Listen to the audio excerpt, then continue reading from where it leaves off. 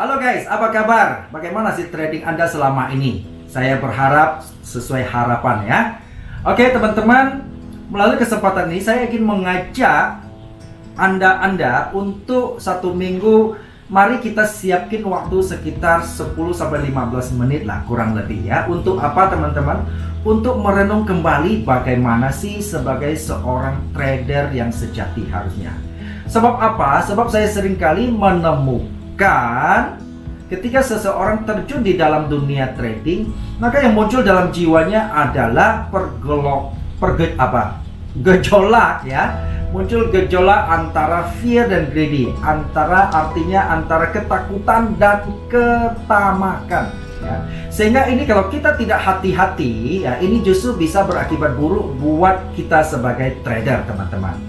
Nah, oleh sebab itu saya mencoba membuat renungan setiap hari Minggu. Tujuannya apa teman-teman? Pertama, tujuannya adalah mengingatkan saya kembali sebagai seorang trader ya, untuk selalu bisa berhati-hati sehingga kita bisa kembali menjadi seorang attitude sejati. Nah, tentu prinsip saya itu belum tentu cocok dengan prinsip teman-teman. Nggak apa-apa ya. Jadi kalau yang baik teman-teman ambil, kalau tidak ya nggak apa-apa gitu ya. Karena setiap orang tentu punya prinsip dan punya pilihannya sendiri-sendiri. Ya, namun kalau teman-teman merasa ini cocok, silakan dilaksanakan saja. Oke, tujuannya apa teman-teman?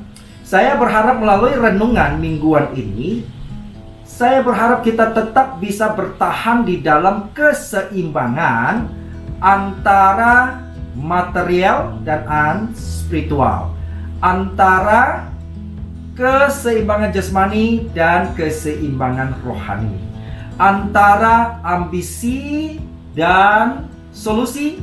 Kemudian yang paling penting adalah teman-teman, antara hayalan dan kenyataan. Nah, sehingga kita dengan merenung, kita akan kembali bisa mengingatkan kita. Oke, teman-teman, mari kita saksikan renungan minggu ini. Halo teman dan sahabat trader, apa kabar dalam minggu ini? Selamat berakhir pekan dan selamat berkumpul bersama keluarga tentunya. Oke. Dan hari yang baik ini, saya mau mengajak kita untuk berpikir sambil merenung, yaitu sebagai manusia, bisa nggak kita hidup tanpa kekhawatiran? Pertanyaan kedua adalah, boleh nggak kita khawatir? Oke. Oleh karena seringkali ketika kita ada masalah, ada apa kan, teman-teman datang selalu dengan bermaksud menghibur kita, dengan begitu gampang mengatakan, sudahlah jangan khawatir. Jangan khawatir. Jadi bisa nggak? Oke. Jadi untuk menemukan jawabannya saya ada sebuah klip yang menarik ya untuk kita saksikan. Jadi klip ini begini teman-teman. Klip ini menggambarkan yaitu sebuah penggabungan tonggak peristiwa yang terjadi di tahun 2020 yang barusan kita lewati, di mana klip ini menggambarkan gejolak kehidupan yang sangat membingungkan, penuh emosi, serta sangat menggelisahkan. Dan keadaan seperti ini juga digabungkan dengan sebuah musik yang sangat emosional. Dan ini diproduksi oleh seorang yang luar biasa, yaitu oleh Siro. Beliau adalah komposer dari Swiss dengan tema The Voice of the World. Mari kita saksikan video yang luar biasa ini.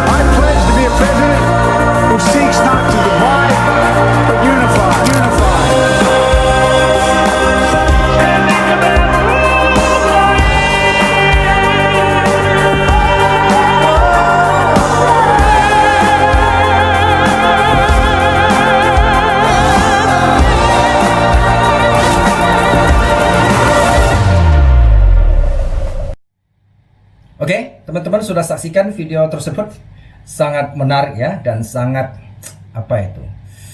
sangat menggocok ke kejiwaan kita begitu. Oke. Jadi kita kembali untuk mencari jawaban tadi sebetulnya.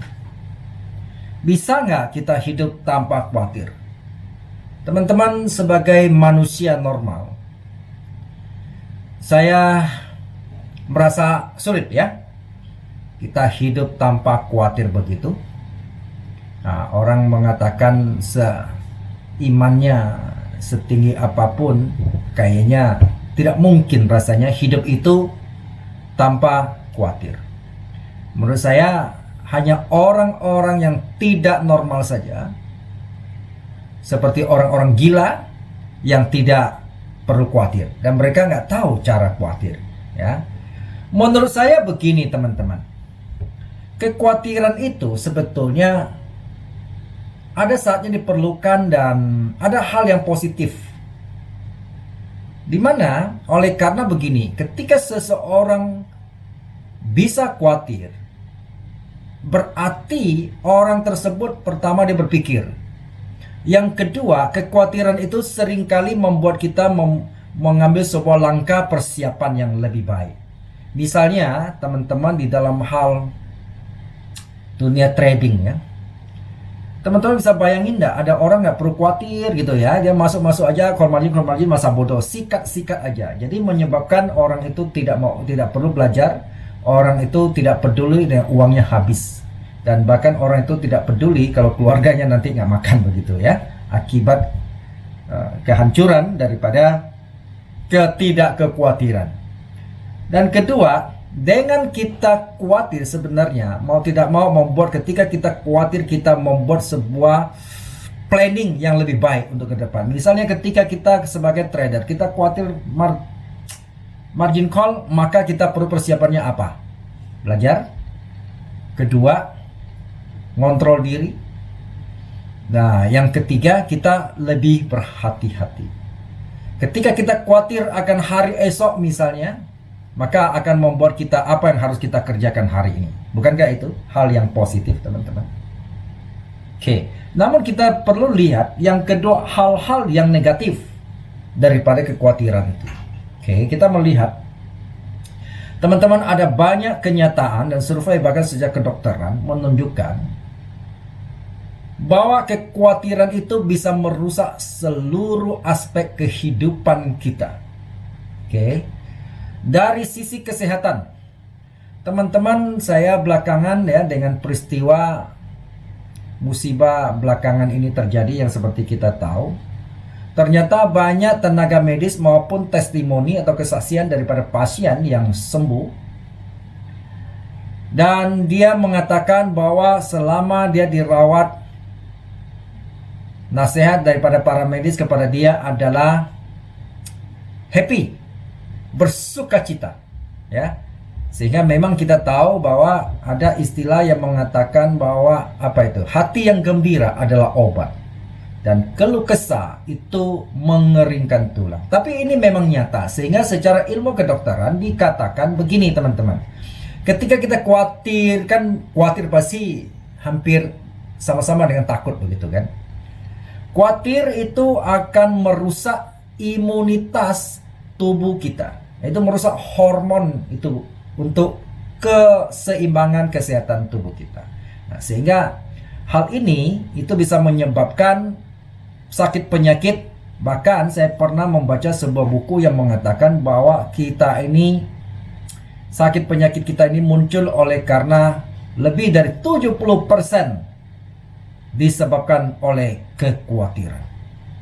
Jadi khawatir itu sangat mengerikan, ya kan, daripada persoalan itu sendiri teman-teman. Oke.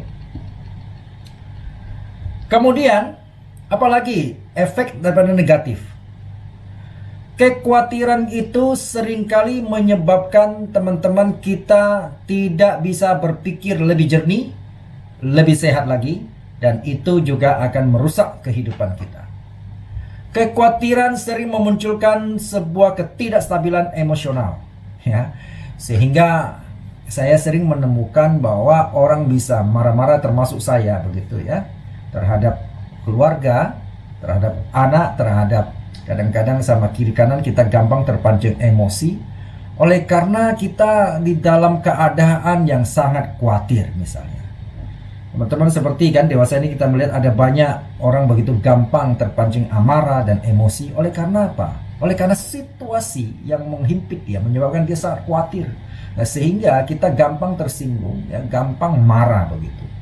Nah, ini karena apa? Karena kekhawatiran. Kalau kita hidup tenang-tenang, ada khawatir, maka kita akan bertindak ramah begitu gampang, bukan?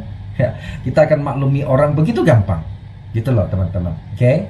Tetapi karena kekhawatiran inilah yang menyebabkan kita merusak hampir seluruh aspek kehidupan kita. Dan yang lebih mengerikan lagi, survei kedokteran juga, baik psikologi maupun kedokteran juga mengatakan bahwa kekhawatiran ini justru memperpendek umur kehidupan manusia. Tuh, bahaya sekali ya teman-teman ya. Oke. Lah, sekarang kan pertanyaan, boleh nggak kita khawatir? Yang jelas tadi ada kekhawatiran yang positif, tetapi sebenarnya lebih banyak negatifnya. Oke ya. Nah, sehingga sekarang bagaimana solusinya kalau kita dihadapkan kayak begini? Teman-teman, saya akan saya mengutip sebuah solusi yang sangat menarik ya menurut saya, dan itu yang saya pakai. Saya ambil sebuah statement teman-teman dari seorang yang baik dikenal sekelompok orang manusia di dunia ini sebagai nabi ya. Sekelompok besar manusia di dunia ini mengenal dia sebagai Tuhan. Sekelompok orang mengenal dia sebagai guru ya. Tetapi apapun pengenalan Anda terhadap beliau, kita melihat statementnya. Apa solusinya, itu yang penting kan? Yaitu adalah kutipan dari Isa Al-Masih. Oke. Nah, ada orang mengenal dia sebagai Nabi Isa, ada orang mengenal dia sebagai Tuhan Isa ya. Sebagai Tuhan. Oke. Saya bacain ya teman-teman ya, bagaimana sih perkataan beliau terhadap kekhawatiran itu sendiri. Oke, saya bacain. Saya akan baca pelan-pelan. Karena itu, kata beliau, aku berkata kepadamu,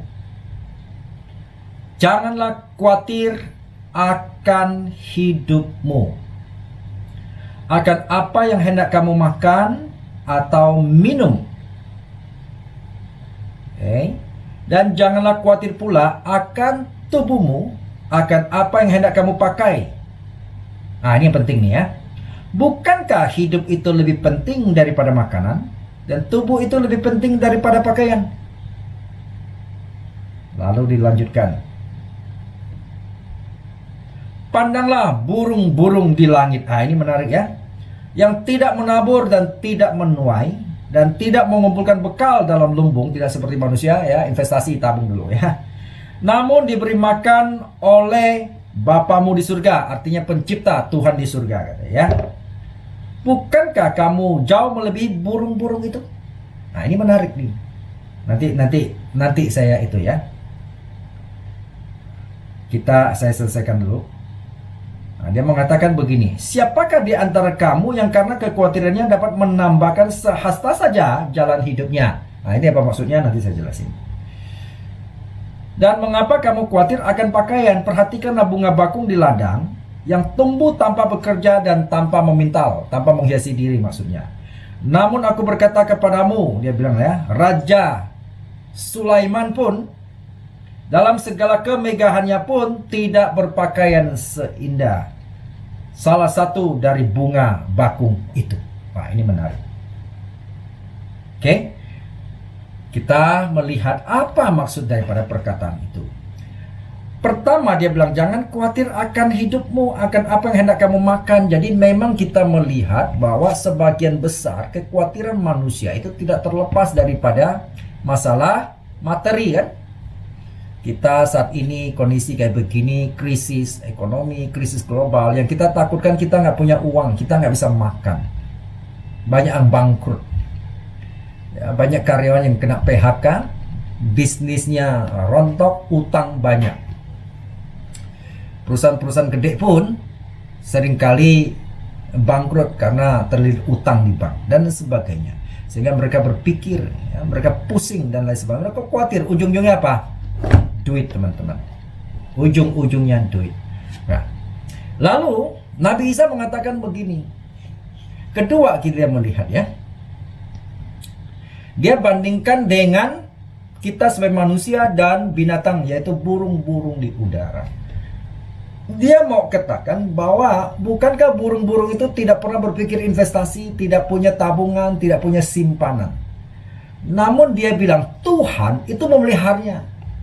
Dia mau katakan apalagi kita manusia yang sangat dianggap ciptaan yang paling sempurna, yang paling bernilai di hadapan Tuhan.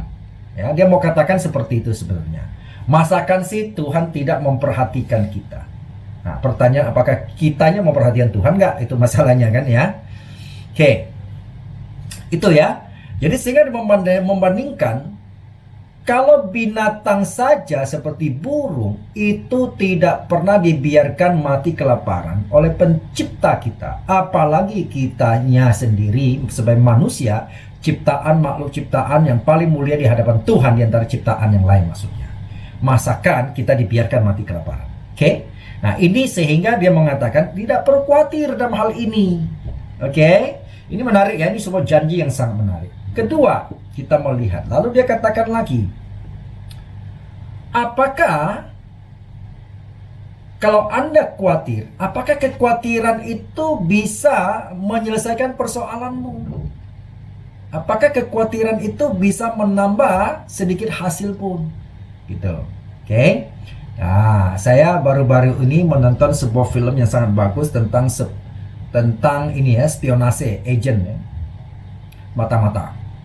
Jadi di mana itu spionase atau agent dari Rusia ditangkap di Amerika. Bisa dibayangkan kalau agent kalau ditangkap biasanya hukumannya kalau nggak seumur hidup ya hukuman mati begitu. Karena itu adalah mereka sangat pantang itu ya, dimata-matahin. Lalu ketika dia ditangkap, lalu oleh negara Amerika itu juga pengadilan minta sebuah pengacara yang sangat terkenal, yaitu pengacara asuransi di situ, yang sangat terkenal untuk membantu dia, membantu spionase itu untuk jadi pengacara karena dianggap biar fair begitu loh, biar adil pengadilannya harus ada didampingi pengacara. Nah, tadinya pengacara ini nggak mau. Lah ini kan mata-mata. Nanti bukan apa kalau saya bela dia, nanti pasti saya akan dibully oleh masyarakat Amerika gitu loh, ya. Nah, bisa-bisa dia juga dibunuh oleh orang-orang Amerika yang tidak suka dengan mata-mata dari luar negeri kok dibela. Ya biasalah kayak kita di Indonesia itu kalau ada orang penjahat lalu pengacara itu pasti dibenci kan. Bela teroris dan lain sebagainya gitu, perampok, sadis gitu ya, itu pasti dibenci. Tetapi ya itu resiko kerja dia, akhirnya dia diminta oleh hakim pengadilan dan mau tidak mau lalu dia temuin mata-mata ini. Lalu ketika dia ketemu dia di dalam penjara, ini pengacaranya gelisah, tapi dia heran, dia melihat ini mata-mata ini kok cuek aja, tenang gitu ya. Nggak pernah tanya minta bagaimana cara diringankan hukum, enggak. Lalu ini pengacaranya jadi bingung. Dia bertanya sama dia, dia bilang, lu tahu nggak kasusmu itu berat, lu mata-mata, hukumannya itu paling ringan seumur hidup. Jika tidak bisa hukuman mati. Kenapa kamu tampak tenang-tenang dan tidak ada kegelisahan? Kok malah saya lebih khawatir daripada kamu? Lalu hal yang menarik jawaban daripada spionase ini kepada pengacara ini adalah, dia bilang begini, apakah dengan saya khawatir itu membantu? Maksud dia, apakah dengan saya mengkhawatir ini itu bisa menyelesaikan persoalan saya? Negaramu bisa bebaskan saya bisa lepas daripada hukuman? Tidak. Nah, dia mungkin bermaksud jangan-jangan saya kekhawatiran itu sebelum hukuman dijatuhkan saya mungkin udah sakit dan mati duluan akibat kekhawatiran itu. Jadi pengacara ini jadi apa itu ya? Dia terkejut jawaban seperti itu ya. Dan setiap kali ini pengacaranya begitu panik melihat pengadilan-pengadilan dan sidang-sidang, dia diam aja Ya, dia tenang gitu ya. Dan jawabannya selalu itu. Dan pada akhir cerita film ini menarik. Akhirnya dia memang selamat, tidak jadi dihukum karena waktu itu ada juga mata-mata Amerika ketangkap oleh pihak Rusia sana. Nah, apa yang terjadi? Akhirnya negosiasi pertukaran, teman-teman. Jadi ujungnya dia selamat begitu. Oke? Nah, kita melihat dengan ketenangan itu, coba kalau dia tidak tenang, nah, sekalipun ada peluang seperti itu, mungkin dia sudah habis dulu akibat dari kekhawatiran itu, bukan karena hukumannya, ya. Nah, ini maksudnya ya. Jadi si statement Isa ini adalah sangat menarik. Tetapi tentu begini teman-teman, tentu apa solusi? Tentu ini dia juga kasih solusi yang sangat powerful ya. Jadi tidak hanya asal ngomong dong, nggak seperti teman, jangan khawatir, jangan khawatir. Sehingga kadang-kadang ketemu orang nggak senang dihibur hanya kata-kata seperti itu, jawab, iya kamu bisa ngomong begitu karena kamu tidak menghadapi yang seperti saya hadapi. Oke? Ya, jadi harusnya begini ya teman-teman ya. Sekarang lagi susah nggak ada makan, jangan khawatir ya. Ketika kita bilang dia jangan khawatir, kita sambil kasihkan cek gitu ya, atau transfer uang misalnya, oke? Nah, jadi dengan demikian maka khawatirnya hilang. Jadi kita jangan hanya menasihatin orang, tetapi kita perlu kasih solusinya teman-teman. Oke, solusinya ini ya, si Isa Al-Masih kasih solusi yang menarik. Dia bilang begini, kalau di dalam dunia trading namanya key levelnya di sini, key level ya. Dia bilang begini. Ya, dia tidak hanya ngomong nih ya. Oh ya, tadi selain itu ya, selain Tuhan membandingkan kita seperti binatang, burung yang dipelihara, dia juga membandingkan manusia sebagai tumbuh-tumbuhan, yaitu bunga bahkan ya, yang makhluk yang mati pun Tuhan perhatikan ya. Tuhan menghiasi dengan begitu indah. Di sini dia katakan bunga bakung. Jadi tidak pernah bunga bakung berpikir bagaimana sih cara berpakaian, bagaimana sih dapat berpakaian, tetapi Tuhan menghiasi dia, dikatakan malah lebih mewah daripada Raja Sulaiman yang sangat kaya raya ya di dalam sejarah dunia ini. Oke. Kuncinya begini. Jadi Nabi Isa tidak hanya asal mengatakan jangan khawatir, tetapi dikasih penyelesaian. Kuncinya begini ya. Dia katakan begini. Ini yang penting. Supaya kita tidak khawatir yang berlebihan. Seperti ini ya saya katakan teman-teman ya. Saya percaya Nabi Isa tidak mengatakan sama sekali kita menghilangkan kekhawatiran. Tetapi maksud dia kekhawatiran yang merusak kehidupan kita. Kita jangan lama-lama di situ maksudnya ya. Kita segera berpikir jernih terhadap statement tadi begitu. Pertama, kekhawatiran tidak menyelesaikan persoalan apapun yang ada. Kekhawatiran menyebabkan kita semakin parah dalam menghadapi persoalan itu sendiri. Oke. Dia katakan begini. Ini loh. Supaya kita terbebas dari kekhawatiran, dari persoalan yang kita hadapi, dari semua kekurangannya, marilah dianggap kita khawatir, jangan pasif di dalam kekhawatiran kita, tetapi di dalam kekhawatiran kita mengandung sebuah aktif. Jadi ketika kita merasa mulai khawatir, pertama kita mulai berpikir jernih bahwa kekhawatiran itu tidak menyelesaikan apapun, ya. Nah, kedua, ketika kita menghadapi situasi seperti itu, kita jangan menyerah dalam situasi itu, jangan terbawa merusak kehidupannya, tetapi mari kita bergerak, berpikir dan mencari penyelesaiannya. Bagaimana caranya? Ini maksudnya ini poinnya yang dia mau. Tetapi dia bilang carilah dahulu kerajaan Tuhan dan kebenarannya, maka semuanya itu dikatakan akan ditambahkan kepadamu. Ini loh janjinya. Oke, yang menarik. Jadi kita jangan khawatir lalu bilang, oh ya saya nggak perlu khawatir, lalu kita pasif begitu. Nggak bisa juga gitu ya. Jadi di sini mengandung di dalam ketika kita menyelesaikan khawatir, kita mengurangi kekhawatiran kita. Ya, kita logika, kita berpikir, kemudian kita aktif dalam hal ini. Untuk salah satu kunci sukses menyelesaikan itu adalah kita datang kepada Tuhan, cari kerajaan Tuhan, berarti kita mencari Tuhan itu sendiri. Kita mendekati diri kepada Tuhan karena Dia yang pencipta kita, Dia menjamin kehidupan kita. Ya, itu maksudnya. Nah, jadi ketika kita sudah menyelesaikan tugas kita, Tuhan kan tidak suka orang malas kan? Oke. Ya, Tuhan ingin kita datang kepada Dia. Apa sih maksudnya kebenarannya? Mencari kebenarannya adalah berarti mari ketika kita dekat, kita berrelasi dengan Tuhan pencipta kita, maka kita akan tahu apa yang menjadi kehendaknya, apa yang harus kita lakukan. Dan saat-saat seperti itu Tuhan, teman-teman, maka Tuhan akan bekerja. Dia mengatakan apa? Semuanya itu yang Anda kekhawatiran, kekurangan akan ditambahkan kepadamu. Kenapa bisa demikian? Ingat loh teman-teman, Tuhan itu pencipta segala-galanya, alam semesta, termasuk saudara dan saya. Dia bisa menciptakan Anda, berarti Dia bisa memelihara Anda, ya kan?